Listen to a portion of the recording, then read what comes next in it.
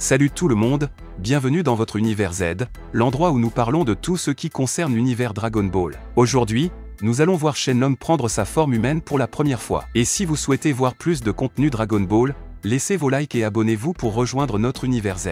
Le pouvoir des dragons dans Dragon Ball a toujours été aussi absolu que celui d'un vrai dieu. Nous savons que leurs capacités et leurs devoirs vont bien au-delà de ce que nous pensions initialement dans l'histoire. Cependant, il semble toujours que parfois les demandes n'ont presque aucune limite en raison de l'étendue de leurs possibilités. Une chose assez intéressante que nous n'avons jamais vu se produire est la transformation d'un de ces dragons en un être humain. Quelque chose de naturel, après tout, pourquoi ferait-il cela ? Eh bien, serait-il possible que cela se produise en premier lieu? Parlons de tout cela dans la vidéo d'aujourd'hui. Shenlong est un dragon magique de la franchise Dragon Ball. Shenlong, comme les autres dragons éternels connus, ressemble généralement à un dragon traditionnel chinois à 4 doigts, cornes brunes, dents pointues, peau verte écailleuse, yeux rouges, longue queue serpentine, longue moustache ruban, long museau, narines en forme de croissant, et cheveux verts coulant sur ses joues. Lorsque Shenlong est invoqué, le ciel est tout noir, même en plein jour. Dès qu'il disparaît, le ciel redevient normal. C'est également le cas pour d'autres dragons éternels comme Porunga. Comme la plupart des dragons éternels qui accordent des vœux, Shenlong est un personnage neutre qui exauce tous les vœux à sa portée,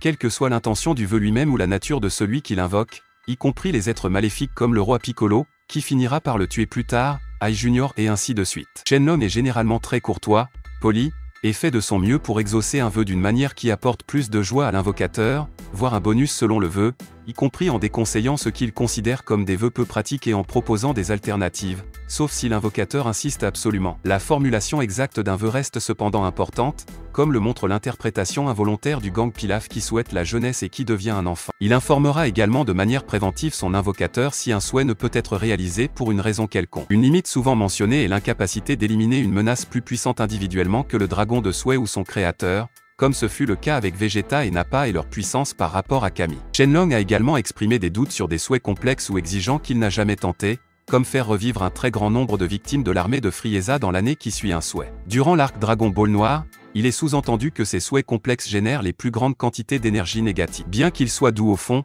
il a une forte personnalité. Porunga est spécifiquement qualifié de plus décontracté, et peut être impatient ou agressif lorsqu'il s'agit de souhaits soi-disant frivoles, comme l'idée de Yamcha de souhaiter un collier. Il est irrité par l'indécision ou les interruptions pendant les invocations et les perçoit comme une perte de temps. Il a une fois essayé de réprimander physiquement Icarus, l'ami dragon de Gohan, qui avait mal compris la situation et essayé de défendre Gohan, pour son impertinence. Comme la plupart des mortels et des divinités, Shenlong est terrifié et respectueux de Bill, le dieu de la destruction de l'univers 7. Si elle est convoquée à proximité de Bill pour quelque raison que ce soit, même pour une simple information, Shenlong partira aussi vite que possible. À l'origine, Shenlong ne pouvait accorder qu'un seul vœu par invocation, jusqu'à ce que Dande, après la saga des jeux cellulaires, l'améliore et lui permette d'accorder 3 vœux, 2 si plusieurs personnes sont réanimées avec l'un des vœux. Le pouvoir de Shenlong est directement lié aux capacités de celui qui l'a créé, c'est-à-dire Kami ou Dande. En tant que tel, Shenlong ne peut pas vaincre ou tuer quelqu'un dont la puissance dépasse celle du créateur et ne peut pas exister sans que le créateur soit toujours en vie.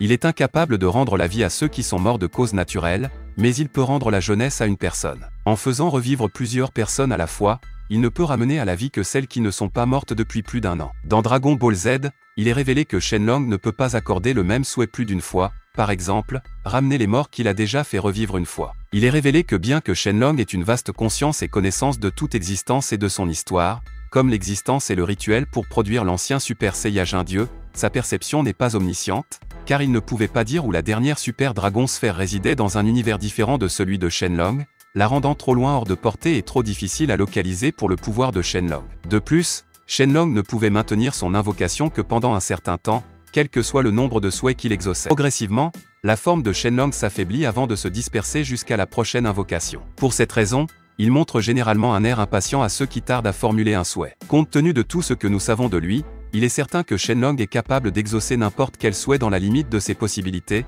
comme nous l'avons bien vu. Cependant, nous savons également que ses pouvoirs vont bien au-delà des souhaits et qu'il est parfaitement capable d'utiliser d'autres capacités. Jusqu'à présent, les capacités que nous connaissons dans Dragon Ball appartenant à Shenlong sont les suivantes. Vol. Shenlong est capable de voler de façon soutenue. Exaucement de souhaits. En tant que dragon éternel, Shenlong peut exaucer des souhaits qui ne dépassent pas la puissance de son créateur. Matérialisation magique. Une capacité magique utilisée pour créer de la matière physique à partir de rien. Résurrection. L'acte de ramener quelqu'un à la vie, octroi de l'immortalité, le concept de vivre sous forme physique ou d'esprit pour une période de temps infini sans mourir. Octroi de la jeunesse éternelle, un sous-ensemble de l'immortalité, qui permet d'être exempté de la mort naturelle, comme la vieillesse ou la maladie, ainsi que d'arrêter complètement de vieillir. Guérison, vraisemblablement de nature mystique, elle permet à l'utilisateur de guérir les blessures d'un autre être et de lui redonner toute sa force. Divination, la capacité de voir des événements très éloignés dans le temps et l'espace. Téléportation, technique permettant de parcourir instantanément de longues distances. Extraction de la puissance dormante, après avoir été amélioré par Dand,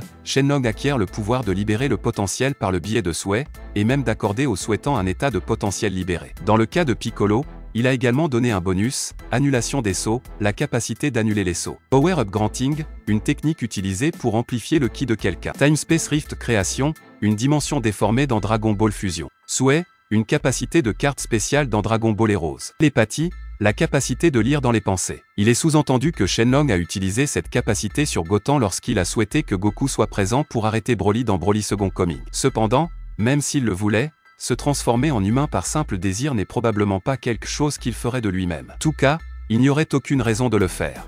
Cependant, en considérant une autre possibilité, cela pourrait être possible. Nous ne savons pas s'ils ont une forme humaine ou non, et même si c'est le cas, il n'y a aucune raison pour qu'ils la révèlent aux gens. Cependant, ce serait différent si quelqu'un d'autre faisait le souhait qu'il se transforme. Bien sûr, il devrait peut-être chercher une raison à cela, et le cas de Goku faisant une telle demande serait peut-être possible. Nous savons que Goku a une grande soif de combat. La plupart des Saiyajins, Goku aime le combat et défier des adversaires puissants. En tant que tel, Goku montre rarement de la nervosité ou de la peur lorsqu'il se bat. Bien qu'il ne soit pas arrogant dans ses capacités, surtout en comparaison avec Vegeta, Goku a tendance à être très détendu et à défier imprudemment toute personne qu'il juge forte dans un combat. Malgré son esprit combatif, il est, au fond, un pacifiste, car il épargne souvent ses ennemis, essayant d'éviter de blesser ou même de tuer les gens si possible et n'utilisant jamais plus de force que nécessaire. Goku a été noté à plusieurs reprises comme ayant un effet spécial sur les gens. La compassion sincère pour les autres et son amour de la vie dans sa nature la plus simple sont capables de les inciter à changer un peu pour le mieux,